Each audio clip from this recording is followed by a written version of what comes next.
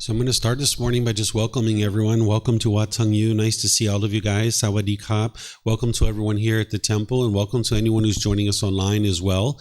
Today is our Pali Canon and English study group, where each Saturday morning and Saturday evening as well, I get together with students and I help them to learn the path to enlightenment through the original words of the Buddha. This is more of a study group versus other types of courses and retreats that I have, which I'll explain to you guys what that means after we do our meditation, because we start each class with a meditation. So I'd like to invite all of you guys to join for a meditation. The way that I start the meditation is I start with some chanting to ease us into the meditation. And if you guys would like to chant along, there's chanting sheets over there on the table that you're welcome to help yourself to. There's laminated sheets that you can see the chants that we do, and they're in the Pali language, and they even have the English translations as well. If you decide to chant along or you just hear me chanting, it's important to understand that this isn't a rite, a ritual, or a ceremony, or worship, or any kind of prayer, or anything like that. Instead, it just helps ease the mind into meditation and actually get more benefit out of the meditation itself. It helps to develop awareness of mind and awareness of the breath as you ease into your meditation. And we use it to come out of the meditation as well. During the lifetime of the Buddha, they used chanting as a way to commit the teachings to memory, because everything he taught was oral. So every 2 weeks, his students would come together and they would recite his teachings word for word for word in order to commit them to their memory. So you can see that there isn't anything mystical or magical about these chants. There's no prayer or worship or anything like that as part of the teachings of the Buddha. His teachings aren't about a bunch of beliefs and then hoping something good happens when you die. You're actually learning teachings, you're reflecting on them, and you're practicing them in order to train your mind and get to more peace and joy in the mind through attaining enlightenment. So these chants, if you read the English translations, there's a lot of respect and gratitude and appreciation for the Buddha.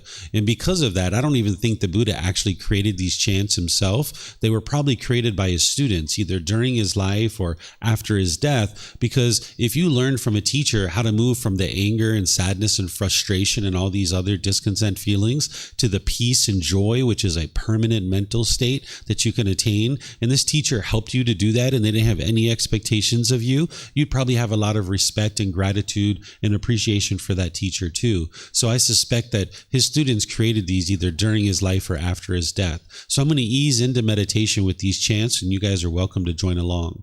Then you're going to hear me share some guidance while we're actually meditating. You're going to hear me guiding you in meditation, but then there's going to be a long period of time where it's just quiet. We're just all meditating together. Those of us here and everyone online, we can just all be meditating together at the same time. And then we'll come out of the meditation with some more chanting. And that's where I'll start today's class and helping you guys understand what the Pali Canon and English study group actually is, so you can learn and enjoy and have a great time today. So if you'd like to join for meditation, there's 4 positions to meditate in, and usually students are learning in the seated position, but there is seated, lying, standing, and walking, because you can't be in the same position all the time. And there isn't just one right position of meditating. It's really finding whatever's comfortable for you. But I'll give you a little bit of guidance that just kind of helps you get started. But just understand everybody's going to sit slightly different, because we all have different bodies and we'll find different things to be comfortable. Sometimes students are sitting on the floor, in a chair, maybe on a sofa, a bench, a wheelchair. You can really sit however you like if you're in the seated position. If you're on the floor, oftentimes people have cushions under their rear. This kind of softens your seats a little bit, and you would like your legs to just be lightly crossed, whereas if they were real tight, it would impede the circulation and you might experience pain at different times in the lower body. Some people like to put their legs off the mat. This gets the hips up in the air and it lessens the angle at the hips, the knees, and the ankles. So if you like to do that, that's an option for you as well, because remember, it's not about everybody doing it exactly the same way. The Buddha put his right hand over his left with his thumbs together, and he put this into his lap. And if this is comfortable for you, you could use it, but there's other options here as well. You could put your palms on your thighs, on your knees. You could put your palms up. Some people like to rest their hands comfortably in their lap. So again, it's about finding what's comfortable for you. It's not about everybody doing it the same way, because that's not actually possible anyway. The upper body should be erect. This keeps the mind attentive and alert during the meditation, whereas if you were slouched, the mind would have a tendency to be dull or lethargic. But if you were real rigid, the mind could be overactive or uptight. This is a dedicated, active, purposeful training session where you'd like to actively train the mind.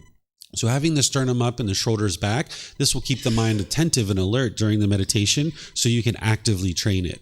And for anybody who's sitting either in a chair, on a sofa, or a bench, or a wheelchair, oftentimes people like to put their feet flat on the floor or cross at the ankles, but you can sit however you like. And same thing with the hands and arms, rest those wherever you're comfortable. And then the upper body, if you have that erect, not only does it help to keep the mind attentive and alert, but it helps you to breathe in through the nose and out through the nose. So having the sternum up and the shoulders back usually works out best. So again, I'm going to ease us into meditation with chanting. You guys are welcome to join along. And then I'm going to come back in with some guidance to help you.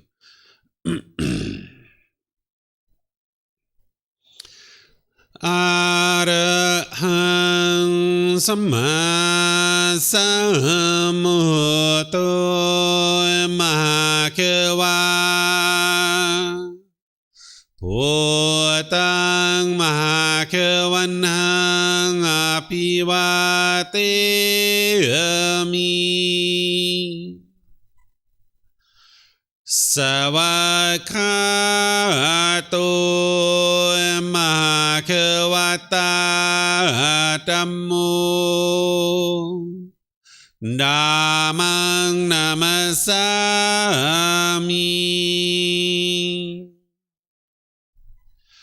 Supatipano Mahakavato Sāvaka Saṅkho Saṅghang Namami Namo Tassa Bhagavato Arahato Samma Sambuddhassa Namo Tassa Bhagavato Arahato Samma Sambuddhassa Namo Tassa Bhagavato Arahato Samma Sambuddhassa Iti piso Mahakava Arahang Samma Sambuddho Vicacaranang Sammuno Sakato Rokavitu Anutero Purisa Dhamma Sati Satatava Manusarang Bhutto Bhagavati.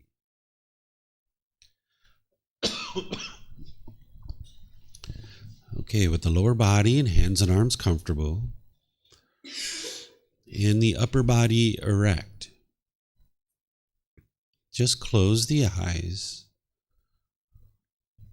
and start breathing in through the nose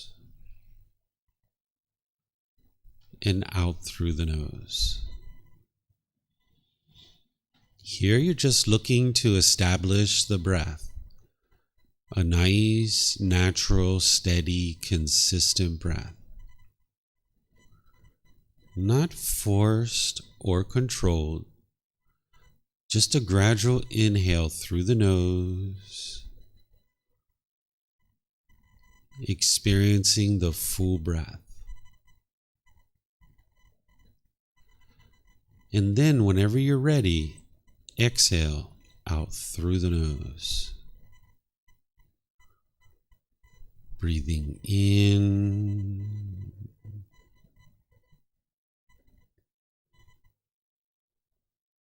and out.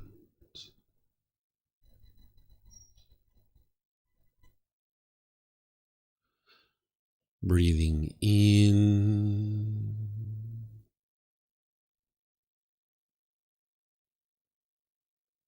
and out.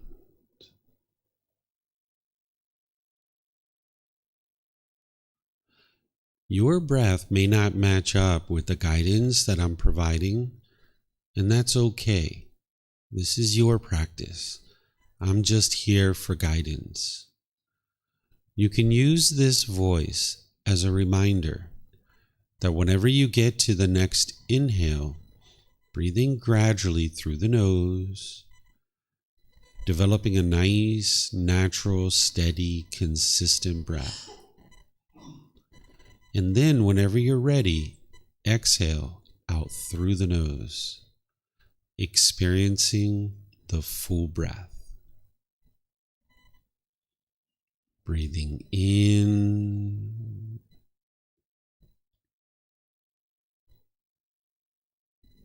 and out.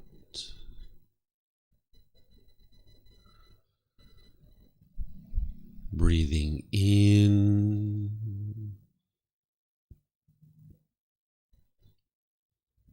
and out.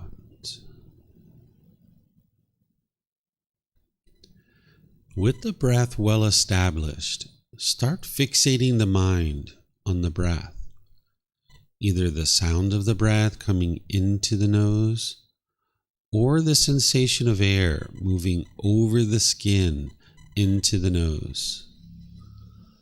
The breath is the present moment. Fixate the mind on the breath, the present moment. Breathing in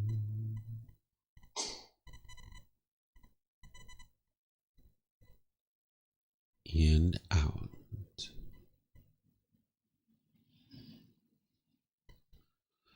Breathing in and out.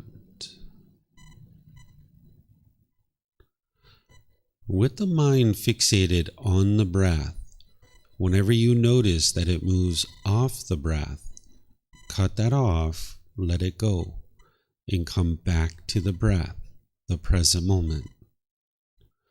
No need to observe the thought, label it, judge it, analyze it, or even try to figure out where they're coming from. Whenever you notice that the mind is moved off the breath, cut that off, let it go, and come back to the breath, the present moment. Breathing in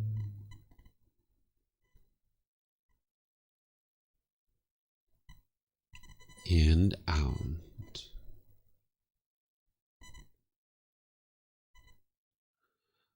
Breathing in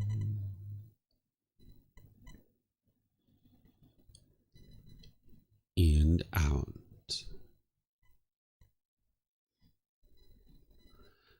I'm going to be quiet now and let you do this work of focusing on the breath, cutting off and letting go anytime the mind moves off the breath. You have nowhere to go. There's nothing to do. No one needs you right now. This is your time to focus on the breath. Breathing in and out.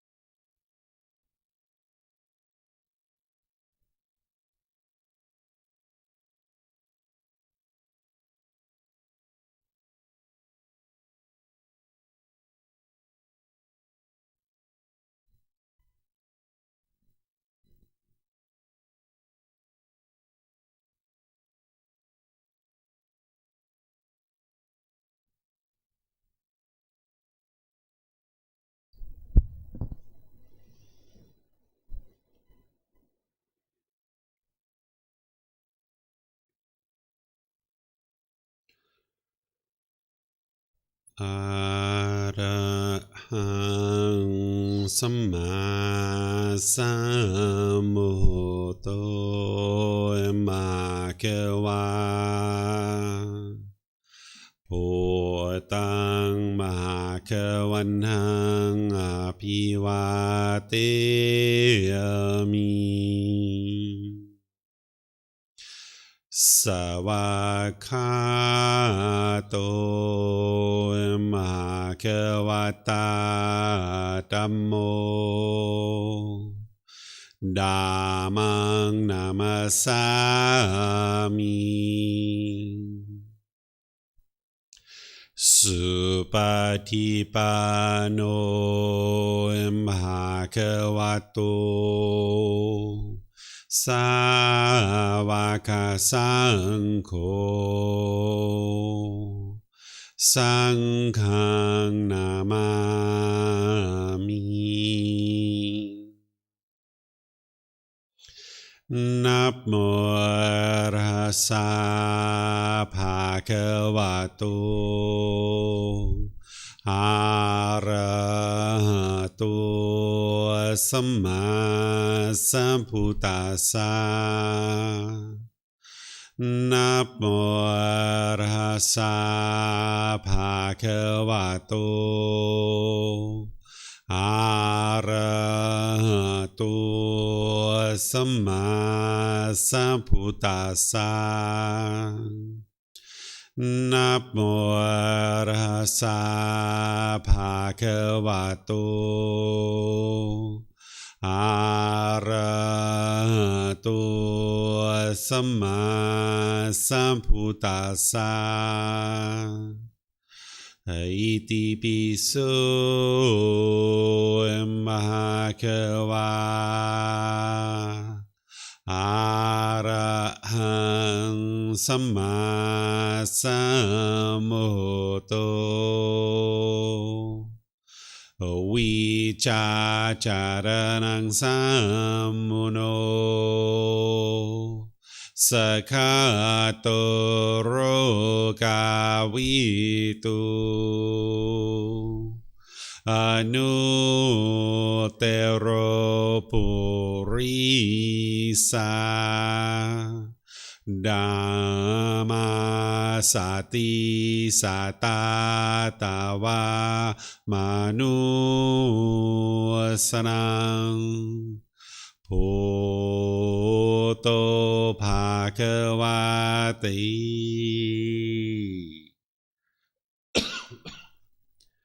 Okay, if you guys would like to slowly make your way out of meditation. Once again, welcome to all of you. Nice to see everyone here this morning. Welcome to everyone who's joining us online as well. And for those of you guys that it's your first time here, I would like to just share a couple of things to help you guys feel even more comfortable here at the temple. In the back of the room, the very last door on the right, there's a restroom. You're welcome to use it at any time. Feel free to get up and use the restroom. Make yourself comfortable. Outside the classroom, if you go out to the main parking lot, there's signs that'll take you around to the main temple bathrooms. You're welcome to go over there and use those bathrooms if you like as well. We even have water and snacks and different things over here, juices that our students provide. So you're welcome to help yourself to those as well and kind of keep yourself refreshed. As I mentioned, today is our Pali Canon and English study group, which is a unique program that students will oftentimes come to learn in. We have several different programs here for you guys to be able to learn and grow and develop. And if you're here at the temple, that's great. But if not, and you're traveling around, you can even join through our live stream and Zoom and things like this. Tomorrow, we actually have a program that's restarting from the very beginning. It's called our Group Learning Program. What that program is it's a foundational program that's really helpful for you to just get started. What we do is we use this first book of our book series where we go chapter by chapter every single Sunday, and I walk you through over a 7-month period of all the foundational teachings that you need in order to make your way to enlightenment. And then on Wednesdays, we get together in that same program, and I help students learn meditation and chanting and opening up to questions that students have. So that program is really well suited for someone who's just getting started. And this book, you can actually download it for free from our website. You can take it and go print it, or you can get printed versions here at the temple by just reimbursing us for the printing cost, or you can order word on Amazon if you have access to Amazon in your country. So that's a great place to get started. And we're going to be starting that tomorrow morning at 9 a.m. This is about the 7th or 8th or 9th time that I've actually taught it, where I walk students through over a 7-month period to slowly but surely develop your practice of making your way to this enlightened mental state where the mind can be peaceful, calm, serene, and content with joy, where you no longer experience any discontent feelings. By the time you get to enlightenment, all the anger and sadness, the frustration, irritation, annoyance, the guilt, shame, fear, stress, anxiety, loneliness, boredom, shyness, resentment, jealousy, all these feelings and others are completely eliminated from the mind because you've trained the mind and you've purified the mind. You've uprooted the causes and conditions that are producing it. By the time you get to enlightenment, you don't even have the slightest displeasure in the mind. You'll notice that there's focus, concentration, clarity, and deep memory. Your personal and professional relationships will be at ease. They'll be really blossoming because you're not being bitter and harsh and hostile in your relationships any longer. You might find that very challenging right now, where you find that maybe you're bitter and harsh and hostile in some of your relationships, and you might think that the other person deserves this, but this is actually coming from your own mind when you're doing these kinds of things. You'll notice that by the time you get to enlightenment, you're not even in a bad mood. It's physically impossible for an enlightened being to experience anger and sadness and frustration and even to have a bad mood. So this is accomplished through training of the mind. There's no beliefs in the teachings of the Buddha. You're learning teachings, you're examining them, you're investigating them, you're reflecting on them to independently verify whether they're true or false, and you're practicing them, integrating them into your day-to-day life and training your mind. So you're going to need some kind of foundational program to be able to help you really get started. So that's where the group learning program is really well suited for that. If you're just looking to learn a little bit of spurts here and there, that's a really great opportunity for you because classes are usually about an hour and a half long, and we do meditation, of course, in the morning. And then as we go through our class, I actually teach in a more traditional style where I might be teaching for 15, 20, 30 minutes, opening up for questions, then teaching another 15, 20, 30 minutes and opening up for questions. This would be our group learning program. And then we have courses and retreats throughout the year, throughout the month, and throughout the year. You can attend any of our courses and retreats. In fact, on Monday, we're going to be starting a course called Harmony in Relationships. This is where you're going to learn about all the teachings from the Buddha of how to produce harmony in your relationships. Because by the time you get to enlightenment, all your relationships are at ease. You're not going to be having bitterness and hostility or resentment or anger in your relationships. But again, right now, you might find that very challenging because of certain things that are going on within your own mind. It's not the outside world that is causing you to be angry or frustrated. It's actually things that are going on in your own mind. And the Buddha's teachings are helping you to be able to understand what those things are in a way that you can learn them, you can reflect on them to independently verify them, and you can practice and see the truth for yourself that your mind is causing the anger and the sadness and the frustration, the annoyment, and all these other discontent feelings. And this is why you can actually eliminate them, because your mind is actually causing it. If it was everybody else in the world that was causing your anger and your sadness and frustration and all these other discontent feelings, you'd never be able to solve it because it's everyone else that's causing you to be angry and frustrated. The Buddha would have never been able to get to enlightenment if it was everybody else that was causing him to be angry and sad and frustrated. But because your mind is causing these feelings, you can actually eliminate them. So the Buddha's teachings are going to guide you in how to actually accomplish that. So we have a foundational course that's taught every single month, the first full week of the month, and you can attend that here. You can attend it online. We have the Harmony in Relationships course. We have Experiencing the Jhanas and the 4 Stages of Enlightenment. We have a retreat that is teaching you everything that you need in order to get to the first stage of enlightenment. And then we have another retreat that is everything you need to actually get to enlightenment. And then there's this program, the Pali Canon English Study Group. This is a 1.5-year program that takes all the other volumes of this book series. It's a 13-book series where the first program, the group learning program, takes the volume 1. The Pali Canon and English Study Group takes volume 2 through 13 and walks you through slowly but surely over the course of a 1.5 years. So all these other programs are helping you build this framework of understanding about the teachings of the Buddha. And then the Pali Canon and English Study Group is helping you to fill this in and help you to flush it out so that you have lots of details based on the original words of the Buddha.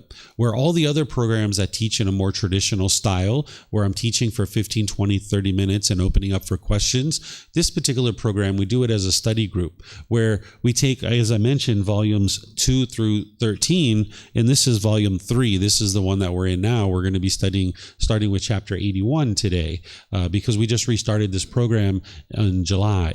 So this is called Foundation in the Teachings. So this is a great book that actually goes through the words of the Buddha and kind of gives you a real spectrum of all of his different teachings. And rather than doing this in a traditional style, what I do is I have these chapters from the book. This is actually the original words of the Buddha from his lifetime that were preserved in the Pali Canon. The Pali Canon is the original source teachings of the Buddha. There are 45 large volumes like this. And what we do is I invite those of you guys here at the temple and anybody who's in Zoom to volunteer to read one of these chapters. And these chapters are very short. You can see this one is basically 1 page, right? What you've got is you've got the words of the Buddha. You've got a reference back to the actual original Pali Canon, so you can see the original text, because sometimes the Buddha is talking about something before this and after this. So if you go back to the original, you can actually see that. And then you've got words from me to further help you reflect on this and integrate it into your life. The Buddha's teachings, as you're going to see, are very clear, very concise, and very precise. You're not interpreting his words. You don't really have to figure them out because he explains it to you very clearly, but it helps to have a dedicated practitioner, a dedicated teacher to kind of walk you through, because a teacher is going to understand the totality of the teachings of the Buddha, and then a particular teaching like this, he can explain or she can explain to you how this plugs into the overall path to enlightenment. So you've got words from me here, and sometimes, this is longer or shorter. This is about 3/4 of a page to help you guys further reflect on this particular teaching. So this is chapter 81 of volume 3. So what I do is invite a student to be able to read this. And then after someone reads it, I will teach it for, about 5 minutes or so, however long it takes to help you understand it further. And then I'll open up to any and all questions that you guys might have related to this particular chapter. And if you guys have questions here at the temple, we have microphones in the white bowl that you can just get a microphone and we'll be able to hear your question here at the temple. And they'll be able to hear you online as well, because there's people joining us online. And if you weren't using a microphone, the people online wouldn't be able to actually hear you. And what you do with these microphones is you just press the gray button, the lights come on, you wait a second or two and you hold it up to your chin, and we'll be able to hear you here at the temple, and they'll be able to hear you online. And you can take these microphones back to your seat, because you might have more than one question, or someone around you might have a question. You can share the microphone. And then for those of you guys online, you can ask your questions by putting that into Facebook, YouTube, or Zoom. In the comment section, I'll be able to see that. And then the people in Zoom, you can electronically raise your hand and either ask questions or volunteer to read as well. So is there someone who would like to read this first chapter? Okay, Pat, you get your hand up. Go ahead, sir. The simile of the tortoise. Monks. In the past, a tortoise was searching for food along the bank of a river one evening. On that same evening, a jackal was also searching for food along the bank of that same river. When the tortoise saw the jackal in the distance searching for food, it drew its limbs and neck inside its shell and passed the time keeping still and silent. The jackal had also seen the tortoise in the distant searching for food. So he approached and waited close by, thinking, when the tortoise extends one or another of its limbs or its neck, I will grab it right on the spot, pull it out, and eat it. But because the tortoise did not extend any of its limbs or its neck, the jackal, failing to gain access to it, lost interest in it and departed. So too, monks, Mara, the evil one, is constantly and continually waiting close by you, thinking, perhaps I will gain access to him through the eye, or through the ear, or through the nose, or through the tongue, or through the body, or through the mind. Therefore, monks, reside guarding the door of the 6 sense bases, having seen a form with the eye, having heard a sound with the ear, having smelt an odor with the nose, having tasted a flavor with the tongue, having touched a physical object with the body, having recognized a mental object with the mind, do not grasp its signs and features, since you leave the eye sense base unguarded, the ear sense base unguarded, the nose sense base unguarded, the the tongue sense base unguarded, the body sense base unguarded, the mind sense base unguarded, evil, unwholesome states of craving and displeasure might invade you. Practice the way of its restraint. Guard the eye sense base, the ear sense base, the nose sense base, the tongue sense base, the body sense base, the mind sense base. Undertake the restraint of the eye sense base, the ear sense base, the nose sense base, the tongue sense base, the body sense base, and the mind sense base.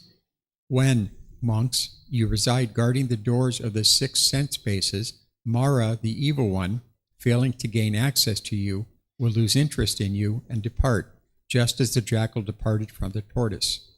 Drawing in the mind's thoughts as a tortoise draws in its limbs into its shell, independent, not harassing others, fully extinguished, a monk will not blame anyone. Okay, thank you, Pat. So let me give you guys some background to be able to fully understand this, because as you heard, this isn't typically where someone will first start in their journey to enlightenment, is learning these kinds of things. There's other foundational programs that someone will start in. But if this is your first time here, first time exposed to the teachings of the Buddha, you'll surely learn things today. But let me just give you some background, because if you haven't learned some of the other foundational teachings, this might sound a little bit confusing for you. So what the Buddha teaches is he teaches you how to eliminate or extinguish certain pollutions that are in the mind. These are the things that are actually causing the mind to be discontent. The anger, the sadness, the frustration, and all those other discontent feelings, even the guilt, the shame, the fear, and all these other things. So you can learn through his teachings what these pollutions are and tools and techniques of how to eliminate them and uproot them out of the mind. The Buddha isn't explaining to you rules and commandments. He's not explaining to you how the world should be, and that if everybody follows certain rules and commandments, then the world will become peaceful. He's explaining to you the way the world is. And part of understanding the way the world is understanding how your mind functions and understanding why your mind experiences anger and sadness and frustration. There's something in your mind called central desire. This is just one of the many pollutions that the Buddha discovered. What central desire is where the mind is longing and yearning through the sense bases, through the eyes, through the ears, the nose, the tongue, the body, and then the mind itself. We call these the 6 sense bases. The mind wants permanently agreeable contact. So if you see things that are agreeable to you, you get happy or you get excited. Or if you hear things that are agreeable to you, you get happy or excited. And then all the other sense bases, the same thing, right? The odors, the flavors, the physical objects coming in touch with the body, and then certain thoughts and ideas in the mind. But when you experience contact through the 6 sense bases that you disagree with and that you don't want, you get angry or frustrated or agitated or annoyed. I'll give you an example. Say you're at a stoplight and you're in a car and someone pulls up to you with music and you find this music to be particularly pleasing, right? This is like whatever music you like. You're like, yeah, all right, that's my jam. Yeah, let's dance. All right, this is great, right? You're having all this agreeable contact through the ears because you're hearing that great music that you really like. And now you get so excited, you get happy.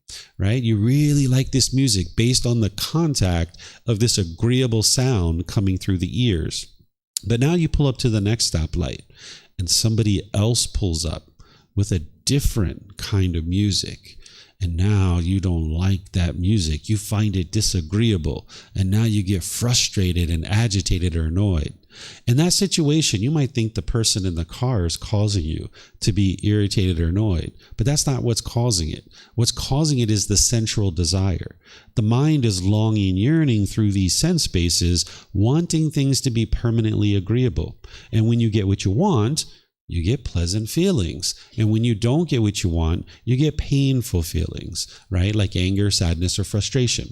Here's another simple example. If you're walking down the street and you're walking behind somebody and you smell their perfume or cologne, and maybe it's particularly pleasing to you, you're like, wow, that is such a great smell. Oh, I like that so much. Wow, you just feel so wonderful when you smell that smell. But now you walk a few more steps and you get a whiff of the sewer coming up. And it's like, oh, gosh, that's horrible. Your mind's repulsed by it, right? This is because of what's called craving, desire, attachment, or also referred to as central desire. The mind is longing, yearning, wanting permanently agreeable contact through the eyes, ears, nose, tongue, the body, and the mind. And the thing is that you live in an impermanent world. It's not possible for you to always get something that you agree with and always get in contact that you find pleasing. But the mind, because of its central desire, wants things to be permanently comfortable and permanently pleasing. This is called central desire. So what the mind will do is it will go around with its craving, desire, attachment, its longing, yearning, and it'll try to find things that are permanently pleasing. You might go shopping, or you might go to a concert, or you might go here, you might go there. There's nothing wrong with these kinds of things. You can do these kinds of things and be completely peaceful and joyful and have fun and a great time. But it's when the mind is basing its inner feelings on these things that you experience either pleasant feelings or painful feelings. So let's just say you're at that wonderful concert that you find to be really wonderful. And let's just say you're at this concert, the music's playing, man, the band is sounding so great, the sound equipment is sounding so great. And then next thing you know, 20 or 30 minutes into the concert, there's a power outage and everything goes out. And now it's out for 10 or 15 minutes. And it's like, oh man, what happened? The music's all gone. All this was impermanence, right? Electricity is not permanent. You're going to experience situations where things are changing like this. You're not going to ever be in a situation where things are constantly the same. Like when we first started out, there was a certain number of students here, but now we have a different number of students. And by the end of our class, we might even have another different number of students. People might come and go throughout the class. This is just impermanence. Whereas if your mind's holding on and you're wanting or expecting things to be a certain way, you can only be happy when you get things that way. And then when things aren't that way, you're going to get angry or sad or frustrated. Here's another example. Say you have your bank account balance is a certain level and you're happy and you're excited because your bank account balance, you look at your bank statement through your eyes, you see those numbers and you're like, that's great. You feel so wonderful because of what you're seeing through the eyes. But now maybe you've had a couple bills, you've had a couple challenges, you've had to spend a certain amount of money, and now you see your bank statement and it's a lower number. You can only be happy when it's up here. But when it's down here, you feel angry or sad or annoyed or frustrated. This is just impermanence. Whereas if you crave, if you long and you yearn and you expect things to be a certain way permanently, you can only be happy when those things are occurring. This is why you haven't been able to get to permanent peace or permanent joy or permanent happiness, because the mind is forming its inner feelings based on some condition. That if I get what I want, I'm happy. And if I don't get what I want, I'll be sad or angry or frustrated. And the more expectations you have in your mind, the harder and harder it is for you to experience happiness. So if you want your mom and dad to do this, if you want your boss to do this, if you want your bank account balance to do this, if you want the weather to be this, if you want to do these kinds of things, when all those things are true, you'll be happy. But when those things aren't true, then you'll be angry or sad or frustrated. This is all because of central desire.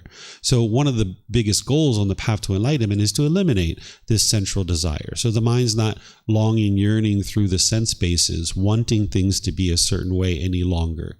And this is a simile that the Buddha is giving us in order to be able to help you understand what's happening, is that the mind, just like the tortoise, is longing, yearning, and extending its limbs. And a tortoise has 6 limbs. It has the 4 feet and legs. It has the head and it has the tail. These are the 6 sense bases. This is an analogy or a simile for the 6 sense bases. So as a tortoise extends its limbs, this is what the mind is doing, that you might be longing, yearning through the eyes, extending your limbs, or through the ears, the mind's longing, yearning, and looking for permanently agreeable contact. And what the Buddha is talking about here is he's saying that there's this jackal that sees the tortoise and is just waiting to be able to attack this tortoise and eat it. But the tortoise saw the jackal and it pulled its limbs in and it kind of just patiently waited there.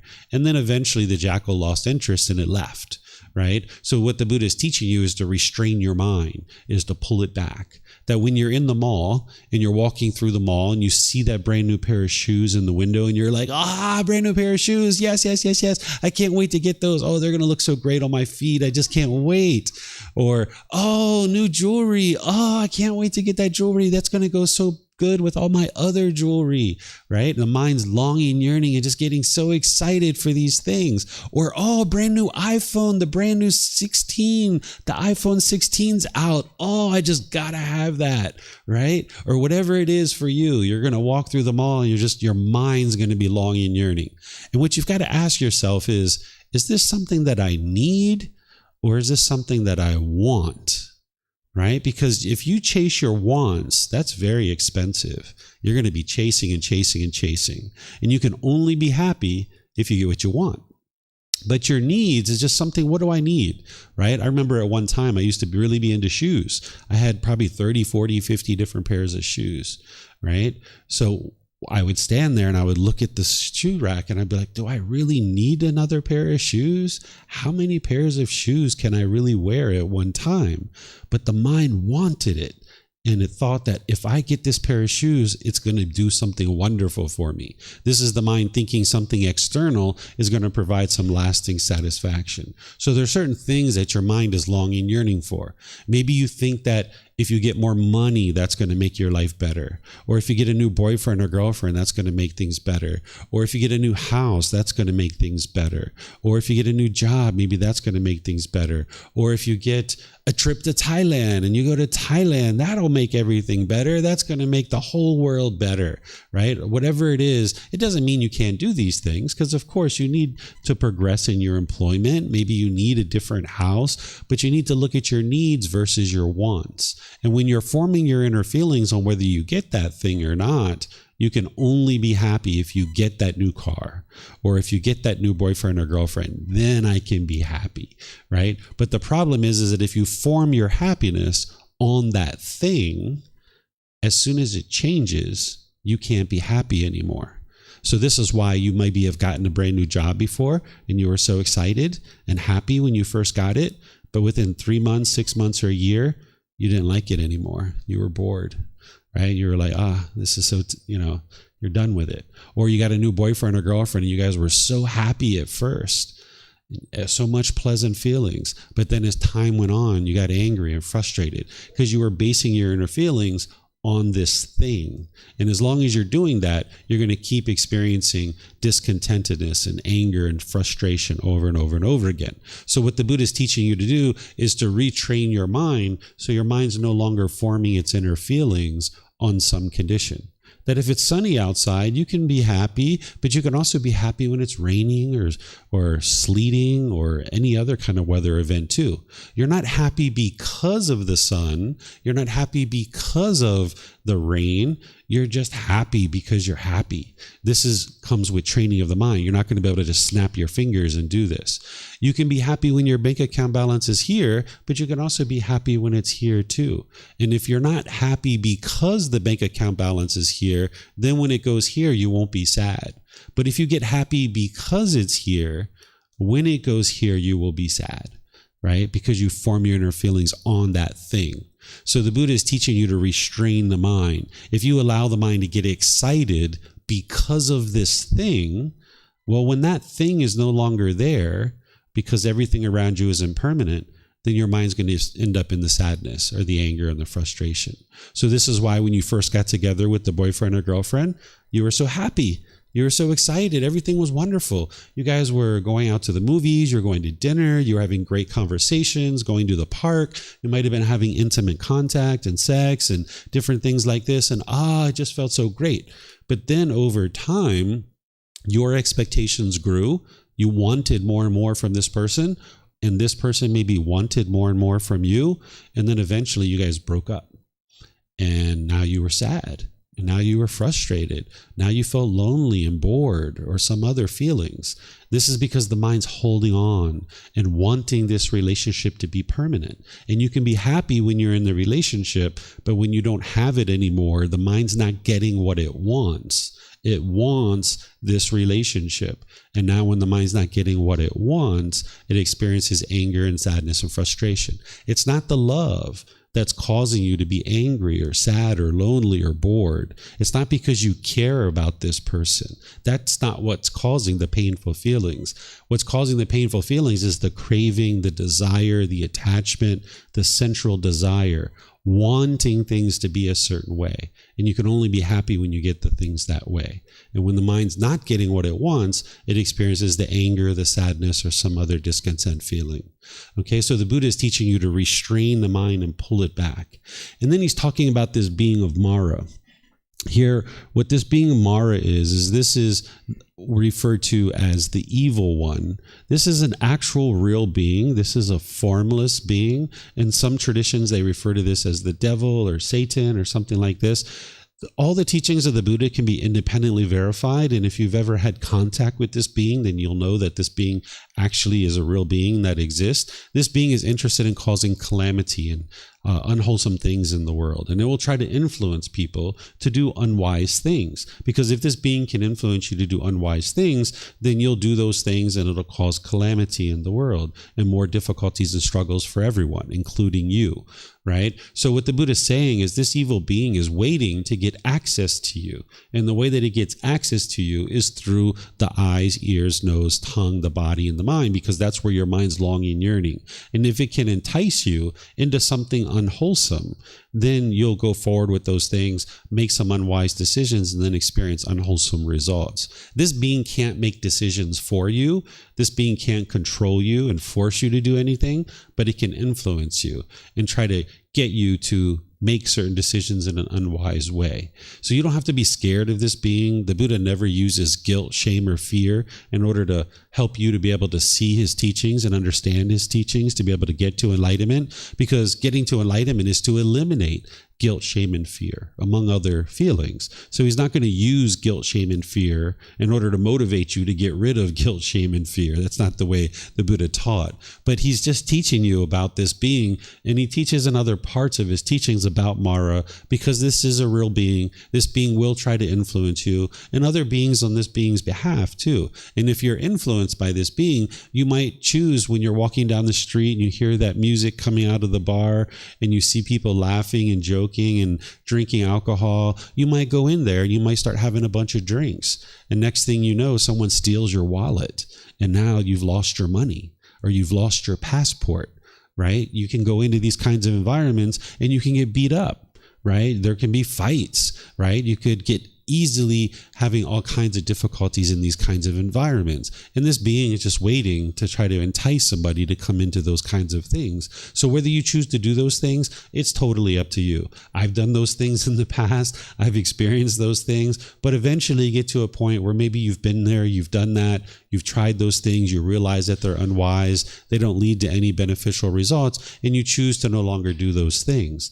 And this being Mara is going to be there waiting for you to be able to extend your limbs. So now when you extend your eyes or your ears or your tongue or any of these other things, and you're longing, yearning for these unwholesome things, then this being has essentially got you and it's going to eat you, is what the Buddha is using this analogy for, right? So you don't have, as I mentioned, you don't have to be scared or anything like this about this being. What's going to protect you is your wisdom. When you have wisdom of what's going on and what's happening with your mind and what leads to your anger and your sadness or frustration, you can overcome these kinds of things. So do you guys have any questions on this here, this particular chapter? Look online here, see if we have any questions.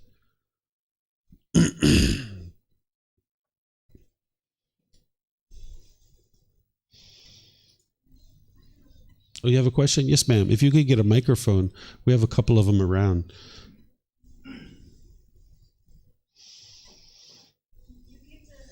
Example of at the beginning of maybe you're getting an offer, you feel excited, and after 6 months you get bored, kind of you're not happy about the job or not satisfied, but what the mind should do at that point, like what you should just keep happy and do the job, continue your relationship, even maybe it's not so good, or continue your job, or like what is the action you should take from your mind? Like, Sure. Yeah, great question. So if you're training your mind regularly, which the Buddha teaches you a full path of how to train your mind, and you would like to be training your mind regularly, there's a whole path that is taught in our foundational programs. And if you're learning and practicing this path, one of the things you learn is that it's very unwise to get excited, so excited. And I know that sounds really odd because in the unenlightened state, that's what you live for. You live for that excitement. You can't wait until the next thing comes about that you can get so excited about. But when you allow your mind to get excited about any particular thing, that means when that thing doesn't exist anymore or that thing changes, you're going to end up in the anger and the sadness and frustration. So if somebody gets so excited about that brand new job, it's only a matter of time before that job's over or something changes about the job and now you're angry or sad or frustrated or there's painful feelings waiting for you right around the corner. So the first thing to do would be to train your mind using the entire path to enlightenment. Then as you're in that situation where you're about to get that new job or that new relationship or whatever it is, you don't allow the mind to get excited. You realize like, sweet, I got a new job. All right, excellent. I worked hard for this. This is going to be a great opportunity. Let me go in here and do a really great job. This is going to be wonderful, right? You think that way, and now you go do that job. And now as you're doing that job, you can just thoroughly enjoy it. So what you need to be able to do is cut off and let go of what's called conditional pleasant feelings. Conditional pleasant feelings are feelings that are based on some condition. That when this condition is met, I will be happy, I will be excited. But when that condition isn't met, then the mind's going to be experiencing painful feelings like anger, sadness, or frustration. So it's really understandable that you would be working to eliminate anger and sadness and frustration and all these other painful feelings. That's very intuitive for you. But the idea of eliminating pleasant feelings, the unenlightened mind with its lack of wisdom has a really hard time to understand that. But if you can understand how conditional pleasant feelings are part of the problem, because if you allow your mind to get happy when it's sunny outside, that means when it's raining, you'll be frustrated and sad. So instead of getting happy when you see it's sunny outside, it's like, sweet, it's sunny. All right, we're going to go hiking.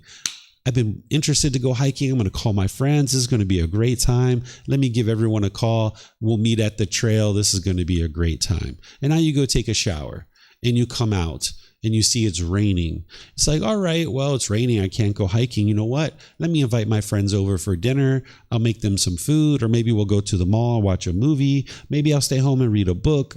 There's other things that you can do. But if your mind really wants to go hiking and you really want to go outside, when it's sunny, you'll get excited. And when it's not, you'll be angry and frustrated or sad. So that new job, you need to be able to understand like, okay, this is something I work towards. Let me go do a really wonderful job, but let me not get conditional pleasant feelings because of it.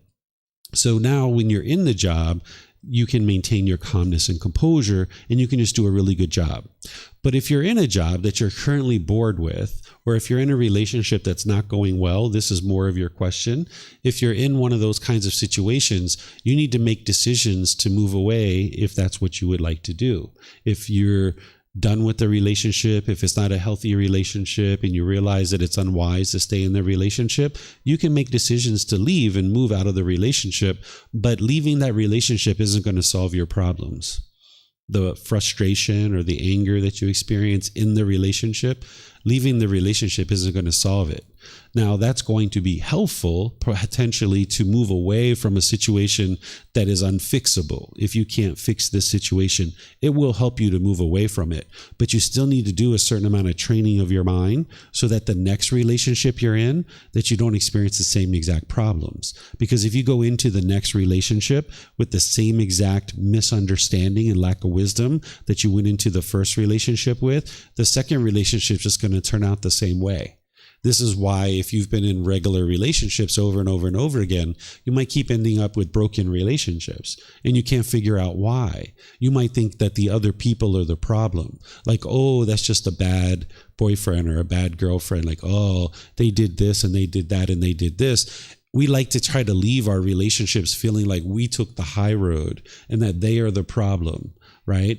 But if you're having difficulties in any of your relationships, there's certain things going on in your own mind that you have a certain lack of wisdom, and this is what's leading to your continuous problems in your relationships over and over and over again. If you keep blaming other people for the problems in your relationships, you'll never solve your problems, because it's not the other people. They may be doing things that are unwise in your relationships, but you experiencing anger and sadness and frustration and these other discontent feelings, this is coming from your own mind. So just leaving the relationship, it doesn't solve the overall problem, which is what's inside the mind, but it does solve this hostility or this bitterness or this problematic relationship that maybe isn't able to be resolved, that you can leave from that relationship and move on. But what you would like to do is, in the meantime, you need to be able to cultivate wisdom, train your mind, understand how to have healthy relationships, because an individual in the unenlightened state doesn't really know how to have healthy relationships. This is why, like with your parents, you might be having difficulties. With your brothers and sisters, you might be having difficulties. With certain coworkers and your boss and things like this. And there's certain friends in your life that you have great relationships with, no problems whatsoever. But then in these other relationships with your parents or your boss or your brothers and sisters, you might be having trouble. And because of that, you might be thinking they are the problem. Because in some relationships, you have a great time, there's no problem. But in these relationships, there's problems. And the way the mind perceives it as the problem is mom, or the problem is dad, or the problem is brothers and sisters, or these other people. But any relationship that you're in that is problematic, it's problems from within your own mind. By the time you get to enlightenment, you won't have any problems in any of your relationships whatsoever. All your relationships will be at ease. You're not going to have problematic relationships. In the unenlightened state, we don't know how to do that. So there's certain training and certain wisdom that you need. That's why that course I'm going to be teaching next week, Monday through Friday, is called Harmony in Relationships, because it's going to take 5 days of 9 to 3 to really be teaching all the different things that students need in order to really build harmony in your relationships. And that's just the learning part, the 5 days. Then you need to go out into the world and practice in such a way that you can make wise decisions in your relationships to create harmony. You're not going to be able to just snap your fingers and instantly create peace and joy in your relationships. So if you're in problematic situations now, you can leave from those, but it's important that you spend time to cultivate wisdom so that you can, when you enter into the next situation, you can do that better than what you have in the past. Mm-hmm. This is one of the things about the teachings of the Buddha. It focuses you on your own mind, where sometimes what we like to do is we like to, in the unenlightened state, point the finger at other people. The teachings of the Buddha is not about who's to blame or who's at fault. It's about just understanding true reality. And if you're having any kind of difficulties or struggles in your life whatsoever, whether it's around money, whether it's around relationships, whether it's around work, this is all because there's certain wisdom that the mind just doesn't have. And as long as one allows that to continue, you'll continue to experience the same struggles and the same difficulties over and over. But if you approach this in a wise way and realize that you need to cultivate wisdom, then you can overcome the struggles and difficulties. What we will tend to do is not only blame other people for the things that we experience, we will oftentimes push these things away, or we will run away from these challenges and struggles. And if you do this, you're just ensuring that they're going to keep happening over and over and over again. Whereas if you understand that whenever you're having struggles or difficulties in life, it's just a matter of a lack of wisdom. There's certain wisdom that you don't have. That's why your mind is struggling and having difficulties. Then you understand the solution isn't to run away, because it doesn't give you an opportunity to cultivate any wisdom, or just to leave out of a relationship. That doesn't actually solve the problem.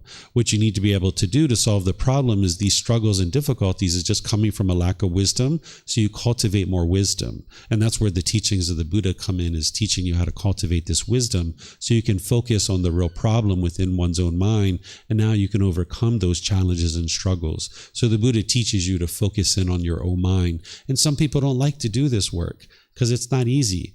right? Some people aren't interested in looking within one's own mind and realizing that, yeah, there's some things I need to do in order to improve here. Some people aren't willing to take the time and the effort and the energy. But in that situation, an individual is just going to stay stuck in this continuous struggles and difficulties over and over and over again in life. But when you focus on the real challenges within your own mind, cultivating wisdom, now you can escape the challenges. You can overcome them. It's like a hurdle. You can overcome this obstacle. So it's just wisdom that the mind needs. And the more wisdom about these natural laws that you have, this will help you to overcome these obstacles and challenges. And then you can overcome the struggles and difficulties in your life. But if one doesn't confront the struggles and difficulties to cultivate wisdom, then they won't be able to overcome those challenges. So that's why the Buddha teaches you to cultivate wisdom and continuously develop your mind. That's what's going to help you overcome your struggles and difficulties. Okay, so any other questions on this particular chapter? Yes, sir.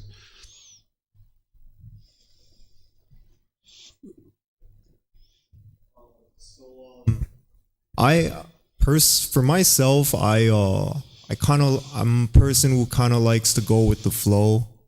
I don't like to fight nature. That's kind of like one of my, I guess, personal principles.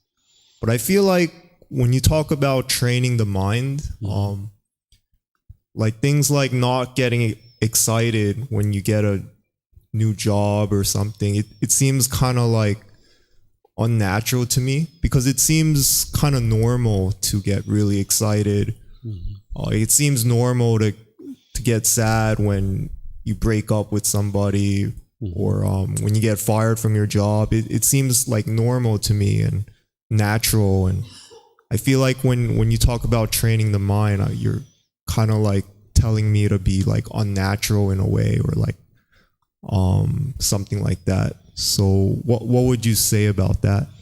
Yeah, what I say to that is it feels natural because that's what you're used to. That's all you've ever been used to. You're not used to being peaceful and joyful all the time, right?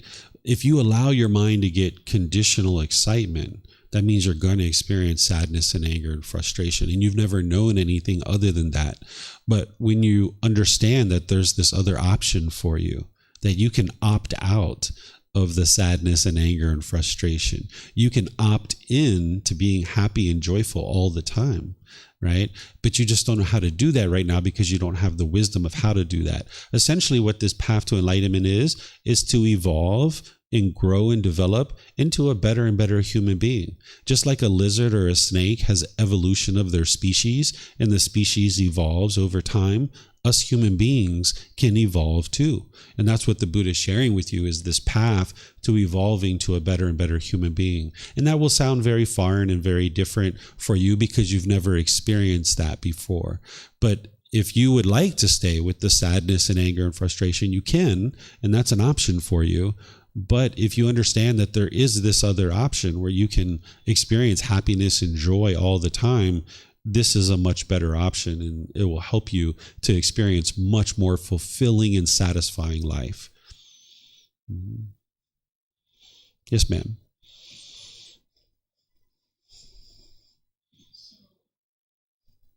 Just takes a second for it to engage. I think it's on now. Yeah.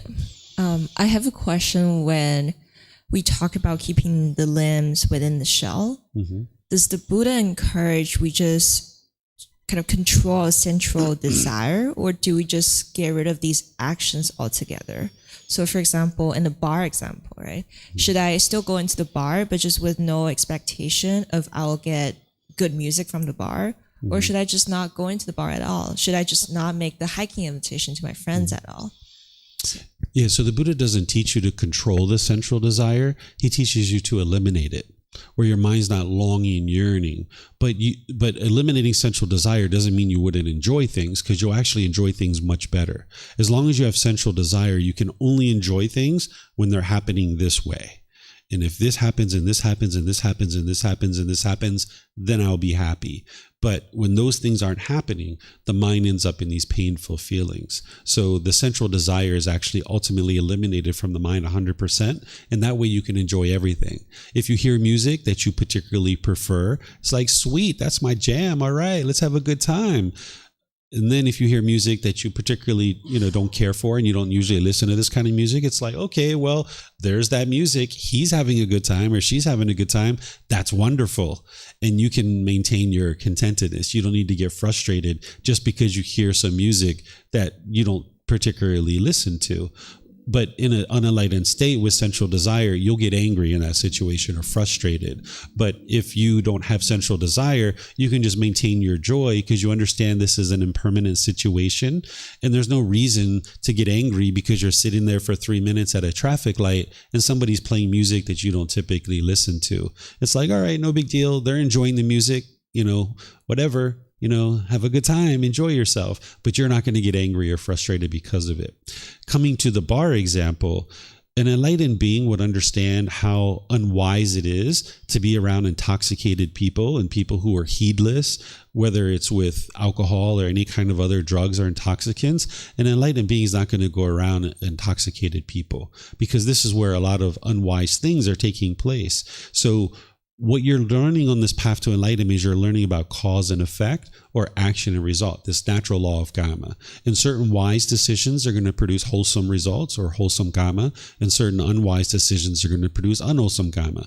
And if we went into an establishment where there's lots of intoxicated people, this is an unwise decision because these individuals aren't making wise decisions, and there's going to be unwholesome things that are going to happen. There's going to potentially be fights. There's going to be people maybe stealing things. There's going to be boyfriends and girlfriends arguing and tugging and pulling each other in different directions. You might get in the mix of all of this. Who knows what may or may not happen? Maybe the bar gets out at 2 a.m. and it closes, and now everyone's standing out on the parking lot, and maybe a fight breaks out.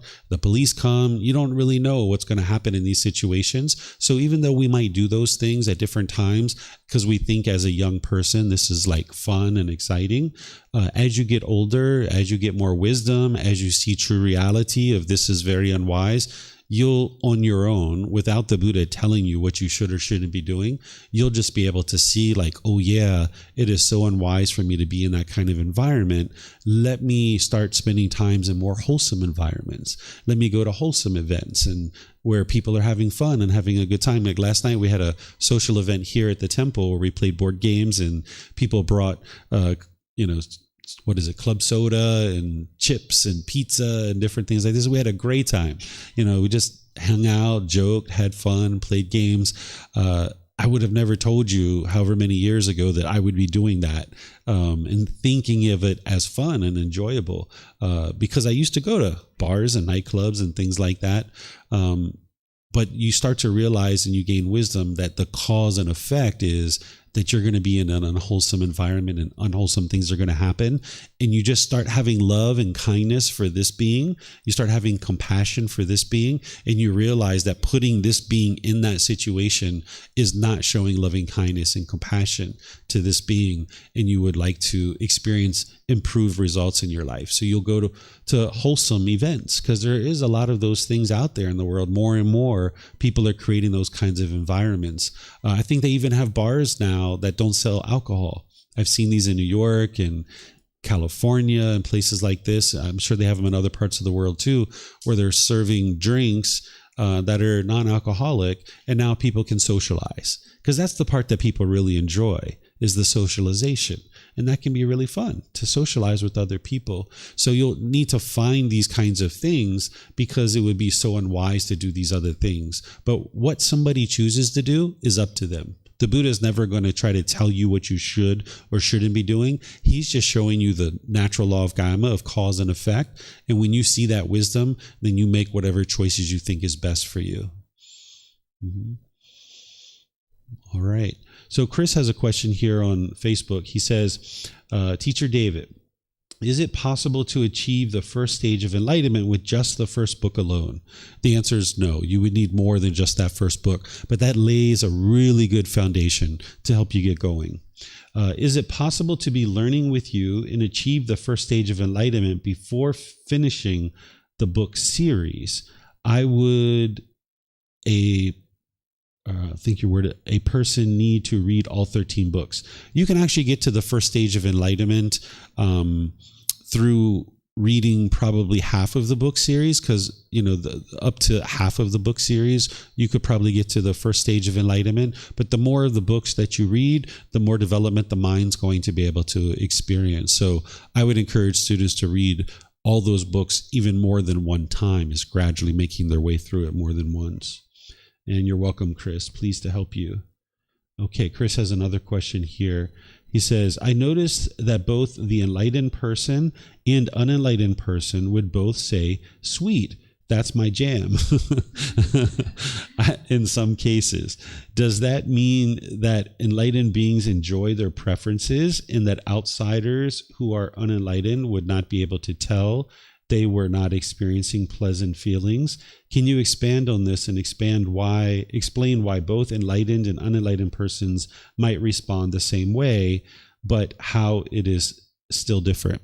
So the outward response can look somewhat similar between an enlightened and unenlightened being, but it's what's going on in the mind that's different. For the unenlightened being, they're going to experience conditional pleasant feelings, that their mind is going to experience the happiness, excitement, elation, thrill, euphoria based on some condition, right? So that's what's going on in the mind. But then when those things aren't occurring anymore, inside the mind, there's going to be anger and frustration and sadness and other things like that. For the enlightened being, they are going to maybe respond similarly, like, sweet, it's sunny outside, let's go hiking. They could respond the same way, but inside their mind is completely calm and peaceful. Their mind was joyful before they ever saw it was sunny outside. It's not a feeling of joy. It's a mental state of joy for an enlightened being. For the unenlightened being, it's a feeling. It's a conditional feeling. Based on a condition, I will now experience happiness. And then when that condition doesn't exist anymore, I will now be sad or frustrated. For an enlightened being, they're already happy before they ever woke up in the morning. Their mind is just naturally happy. It's a mental state versus an actual feeling. And that's the difference. So the response could look somewhat similar, but you won't see the enlightened being get sad or frustrated or disgruntled or any of those other kind of what we might associate with negative feelings. Okay. All right. So I think that's all the questions there. And I don't see any on YouTube. So, okay, it looks like we're ready for the next one. Okay, so let's go to the next chapter. This is another simile. Is there someone who would like to read this? Yeah, you can read it if you like, Claire. Go for it. This is a really interesting one, too. The simile of the bowl of oil. Monks, suppose that on hearing, the most beautiful girl in the land, the most beautiful girl of the land, a great crowd of people would assemble. Now that most beautiful girl of the land would dance exquisitely and sing exquisitely. On hearing, the most beautiful girl of the land is dancing, the most beautiful girl of the land is singing, an even larger crowd of people would assemble. Then a man would come along, aspiring to live, not aspiring to die, aspiring for peacefulness, uninterested in discontentedness. Someone would say to him, "Good man, you must carry around this bowl of oil filled to the brim between the crowd and the most beautiful girl of the land." A man with a drawn sword would be following right behind you, and wherever you spill even a little of it, right there, he will cut off your head.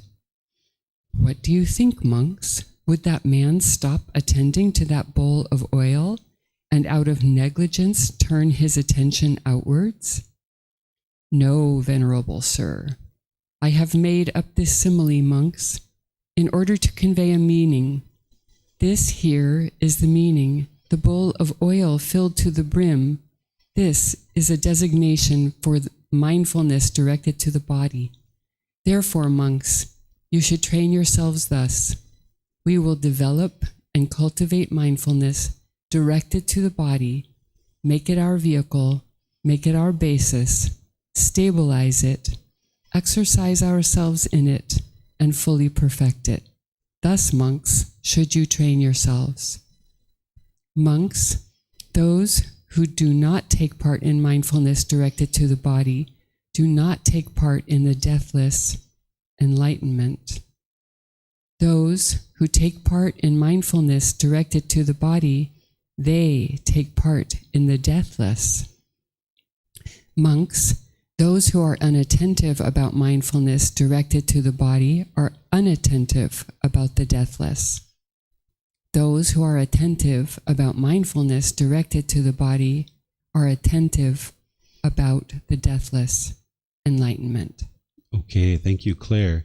So what I suggest people do when they're studying these kinds of similes is to literally think about exactly what the Buddha is teaching, right? You've got this beautiful girl of the land, or maybe a beautiful, handsome man of the land, depending on your preference, right? They're singing, they're dancing. And then on the other side, you've got this massive crowd that's assembling. And they're probably cheering, they're probably so excited, they're probably bouncing off the walls. And here you are walking through the middle of this with a bowl of oil filled to the brim, right? And if you spill even one drop, there's someone behind you that's going to cut off your head, right? This isn't literal, right? But the Buddha is just giving you this analogy so you can see and understand what he's teaching you. He's saying, okay, if you're carrying this bowl of oil and you're aspiring to live, would you be checking out the handsome man or the beautiful woman? Or would you be fazed by that crowd that's yelling and hollering and cheering?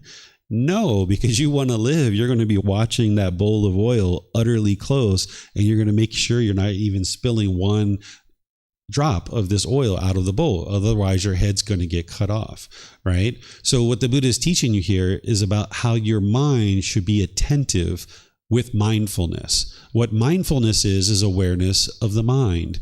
And you need to develop this awareness of the mind so well that you understand when that anger is arising, you can see it. Right? Just like when you're focusing on that oil, that you can see every little aspect of the oil and you're not letting it drop out, right? You need to be attentive. When you see anger and sadness and frustration coming up in your mind, you need to be attentive to that so you can take action to cut that off. That's what's going to actually help you to get rid of these conditional feelings. That the mind in the unenlightened state, you're going to have some contact through the eyes, ears, nose, tongue, the body, or the mind. And now when you have that contact, your mind's going to want to form this conditioned feeling. When you wake up in the morning and you see it's sunny, your mind's going to be like, it's sunny, it's so exciting, you get this conditioned feeling, and now your mind stays wired that way. But now when it rains, you're like, it's raining, I don't like this, it's so miserable, why does it have to rain? Your mind's just going to stay wired like this. So it's your mindfulness that's going to help you with this, because there's something called bodily sensations that are occurring before these feelings. This is like an early warning system.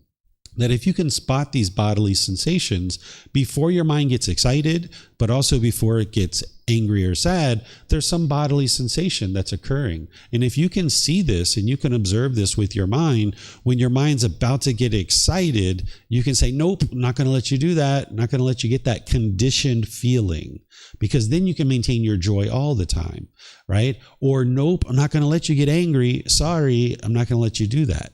And if you can cut off and let go, whenever you're experiencing a potential conditioned feeling is coming up in the mind, if you can cut that off and let it go, you'll essentially rewire your mind, where your mind will no longer experience conditional feelings. So it's your mindfulness that's going to help you to be able to do that, or your awareness of mind. So the Buddha teaches mindfulness as part of the Eightfold Path, this core central teaching, which some of you guys haven't been exposed to yet. That's the part that is the foundational teachings that students really need to learn. And I'm going to be teaching that on Monday morning as part of the Harmony and Relationships course. And if you'd like to just come for Monday morning, you're welcome to do that too. If you're not going to be here throughout the whole course, it's okay. You can come and go if you like. So when I teach that full entire path on Monday morning, you'll be able to understand all the individual factors. And mindfulness is so important that if you didn't have awareness of what's going on in your mind, you'd never be able to purify it. Because in the unenlightened state, you probably don't even know that you're about to get angry. But what the Buddha teaches you as part of right mindfulness is to be aware of these bodily sensations, like the tightening in the chest, the tightening in the throat, the heat in the face, the pressure in the skull. This is the early warning system that you're about to get angry. You're about to get frustrated. You're about to get agitated. And you can take action and you can cut that off. And if you're able to do that more and more, you'll eventually rewire your mind, where your mind won't actually form these conditioned feelings. And then you can get to the peace and the joy and the happiness that is permanent. As long as you allow your mind to get the temporary pleasant feelings, you'll never get to the permanent ones. Right? If you allow your mind to get this temporary pleasant feeling only in the situation where it's, my bank account balance is this, will I be happy? Then that means you'll never get to the permanent one. So you need to be willing to let go of the temporary happiness in order to get to the permanent happiness.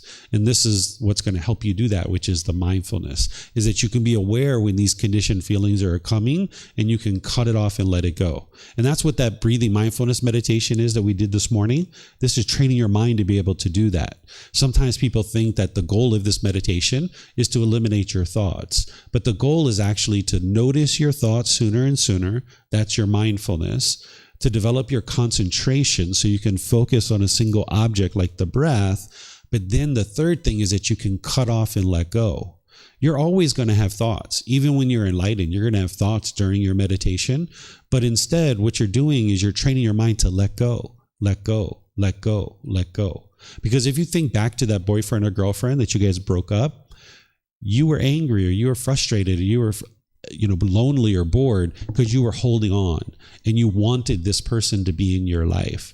But when you let go, that's where you got your peace and your joy. So this meditation is training your mind to let go, let go, let go. So that when the feeling is coming up, that conditional feeling is coming up, you can let that go. You can train your mind to cut it off and let it go. So your breathing mindfulness meditation is helping you to do that. That's why you consistently meditate every single day to train your mind to let go. Because right now in the unenlightened state, you can't let go. If you see something that you disagree with, you can't let it go. Or if you hear something, if somebody says something to you, you can't let it go.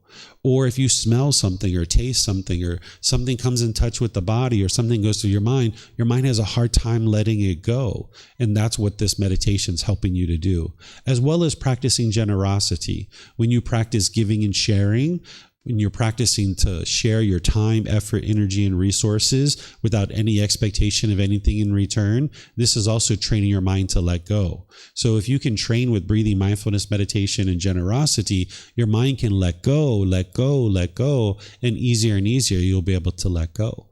And this is where you'll be able to maintain your peace and your joy. Because if you only can be happy when things happen a certain way and you're holding on to that, then you can only have limited amount of happiness. It's very finite. But when you can let go and you're like, hey, I can be happy when it's sunny outside, but I can be happy when it's raining too. I don't need to be angry or frustrated when it's raining. I can be happy when I'm in a relationship with a boyfriend or girlfriend, but I can also be happy when I'm not with somebody too. Right? This is liberation. This is freedom from these strong feelings. I can be happy when my bank account balance is here, but I can be happy when my bank account balance is here too. This is freedom. But if you can only be happy when it's here and you're sad when it's here, you're not free. Your mind is still bound up. So you can cut this off and let it go, but you need this mindfulness to be able to help you. So this is the analogy that the Buddha is sharing. When he gets down here, he's saying, those who do not take part in mindfulness directed to the body, meaning understanding those bodily sensations, he says, they do not take part in the deathless. What he's talking about here is that when you get to enlightenment, we refer to this as the deathless state, right? That by the time you get to enlightenment, you no longer experience death anymore. This body will expire and it will no longer be in existence, but we don't consider that death any longer. And an unenlightened being, when you get to the end of this life, we say, okay, you've died, and now you're going to experience rebirth. In this whole cycle of rebirth, you can actually independently verify it. But for an enlightened being, by the time you get to enlightenment, at the end of this life, you experience what's called final enlightenment. Because in this life, you can get to the point where you've eliminated all your mental anguish, all your mental suffering. You can eliminate all of that in this life. But there's one thing you can't eliminate. You can't eliminate the physical pain. you're still going to experience some degree of physical pain in this life, even when you're enlightened. Okay? But the physical pain is very minimal compared to what you experienced in the unenlightened state. The Buddha describes it as these two darts, that in the unenlightened state, if you get hit with a physical pain, like say you stump your toe, you're going to experience the physical pain, right? But then because your mind is unenlightened and you crave for this body to be permanently comfortable, your mind's craving and your longing, yearning for permanent comfort, not only are you going to experience the physical pain, you're going to experience mental anguish too. Because now you're going to be like, oh man, I stumped my toe. Who put that chair here? Right? Your physical pain is actually going to be more intense because of the mental anguish that goes along with it. It's like being hit with two darts, a physical dart and a mental dart. So in the unenlightened state, that's what you're experiencing. And your physical pain will be a lot more heightened. In the enlightened state, you'll still feel the physical pain. You'll still stump your toe. You're going to feel that physical pain, but you're not going to have the mental anguish because your mind isn't craving permanent comfort. So your physical pain is actually very muted in the enlightened mental state. It's very minimal compared to what it once was. So when you stump your toe, you're going to feel the physical pain. You might start laughing. You might start joking. You might start rubbing it because you know it's impermanent. You know that it's not going to last very long and it's going to be gone. But there's no mental anguish that goes along with it. You need that physical pain, even in the enlightened mental state, because if you're standing too close to a fire, you need to know like, oh, that's hot. I should move away.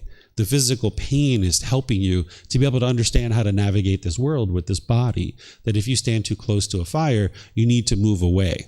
So in the enlightened mental state, while you won't have any mental anguish whatsoever, you're still going to have a little bit of physical pain. When you get to the end of this life and this body dies, that's where the body and the mind separate, and now there won't be any more physical pain. So that's why we refer to it as final enlightenment, because the mind and the body has finally separated, but we don't call it death. So that's why the Buddha is referring to enlightenment here as the deathless. So he's saying someone who doesn't practice mindfulness and is aware of these bodily sensations, they are not interested in getting to enlightenment, is what he's saying. Those who do take part in mindfulness directed to the body, they do take part in enlightenment. They're working towards enlightenment. So if you're developing awareness of these bodily sensations, this is what's going to help you to be able to get to enlightenment. When you get to the point that you're aware of the bodily sensations every single time prior to your mind becoming discontent, and you can cut it off and let it go, you're about 1 to 3 years away from enlightenment at that point, right? Because it'll take you a good little while to get to enlightenment. It's not a 1 week, 1 month, or 1 year thing. It's a multiple year journey. So if you can develop through meditation and through all these other techniques to get to the point where when discontentedness is arising, you notice the bodily sensations and you can cut it off and let it go every single time, you're about 1 to 3 years away from enlightenment at that point. Enlightenment is very close by. Okay, so here the Buddha is saying the same thing in this next paragraph, is those who are unattentive about mindfulness directed to the body are unattentive about enlightenment. Those who are attentive about mindfulness directed to the body are attentive about enlightenment and trying to actually get to enlightenment. You need to develop awareness of those bodily sensations is what he's basically describing. Without getting to that level of detail where you can observe the bodily sensations, you wouldn't be able to get to enlightenment, because after the bodily sensations occur, the mind's then going to experience anger. It's going to become a feeling. And if you keep allowing your mind to stay wired that way, where you keep getting these discontent feelings, you'll never be able to get to enlightenment. So you got to get to the point where you're one step before that, which is being aware of the bodily sensations and cutting it off and letting it go. And that's where you can rewire the mind. If you keep allowing the conditioned feeling to come into the mind, then the mind's going to just keep staying wired that way. So you'd like to get ahead of that and cut it off and let it go before it becomes a conditioned feeling. Okay, so any questions on this one?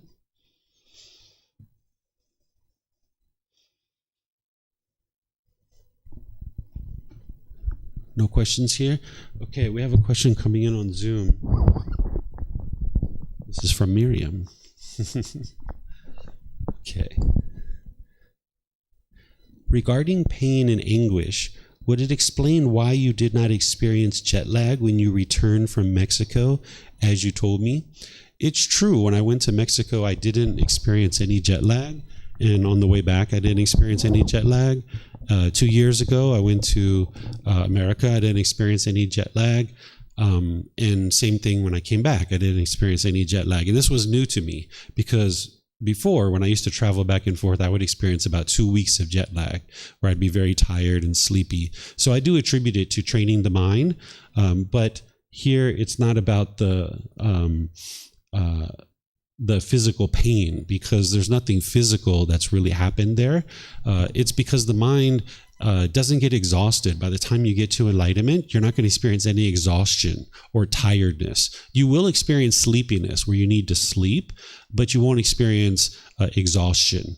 So when I was in Mexico, when I was teaching, about 3 or 4 p.m., about 4 p.m., we were on our way home, I would experience like 5 or 10 minutes of sleepiness when I was in the car, but that was it.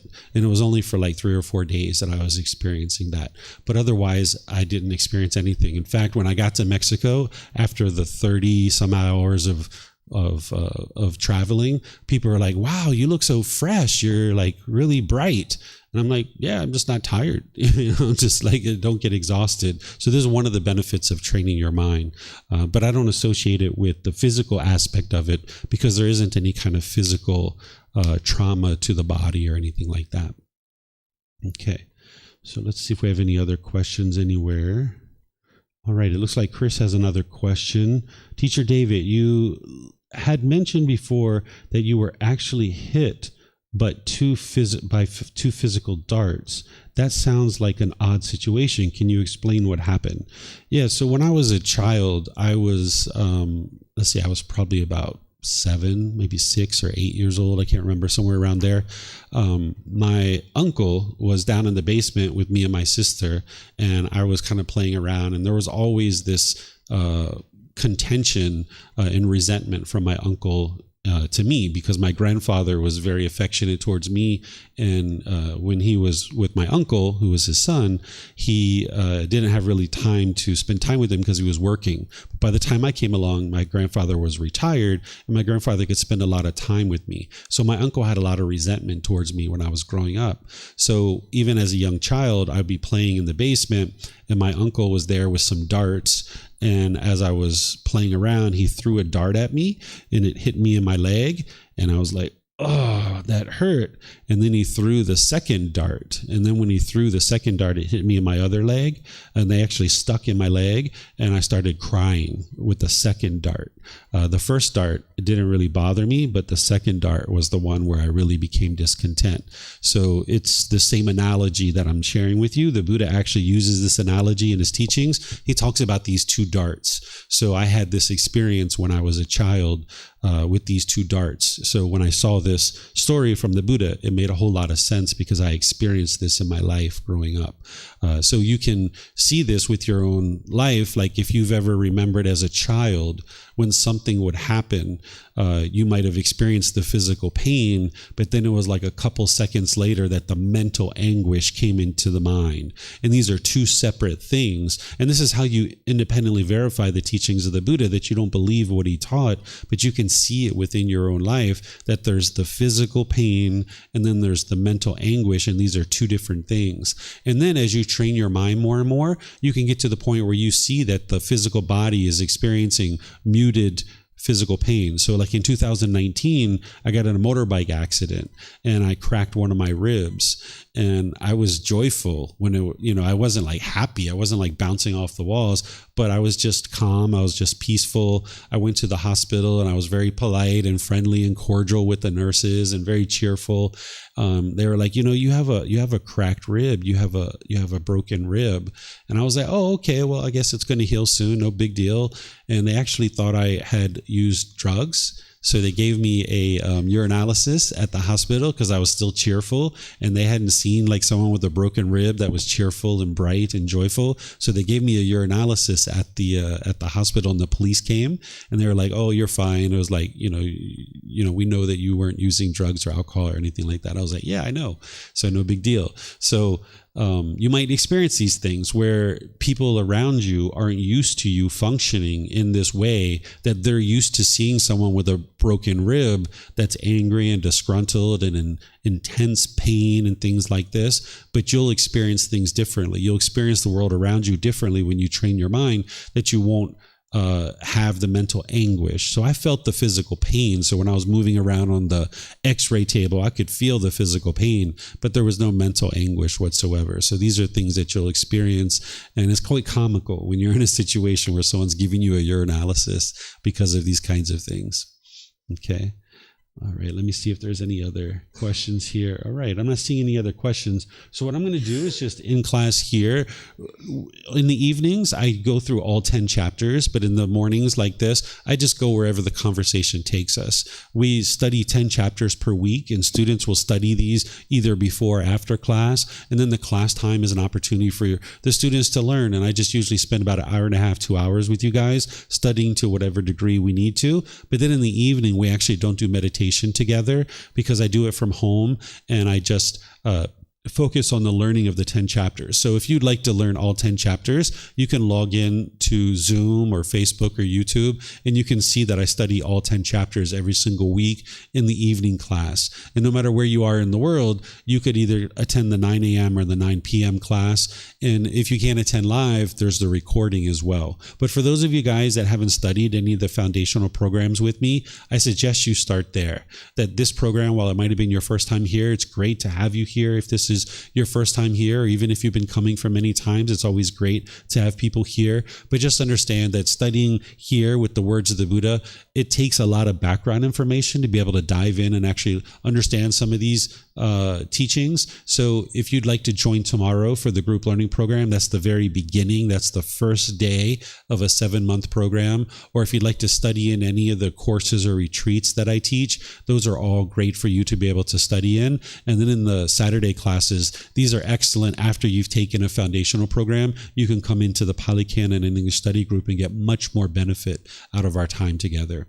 So if you'd like to study in any of these, you can see them on the calendar over there on the bulletin board. For those of you guys that are at home, or even those of you here, you can also check out our website, which is buddhadailywisdom.com, and you'll see all the classes, courses, and retreats. You can even get personal guidance where we can sit down after class or at any time during the week, and I can sit down and spend time with you and help you to understand some of the individual challenges that you're having in life, because it's one thing to learn in a class, but it's another thing to relate it to your day-to-day life. So if you ever would like to meet with me privately, we can do that too. And everything is available to you at no cost. All the classes, courses, retreats, the books, the personal guidance, and everything is available for you. If you're willing to put in the time, effort, and energy to learn and practice and train your mind, there's someone here that's very motivated to help you to understand how to get to this enlightened mental state. So thank you all for joining, and perhaps we'll see you guys in a future class.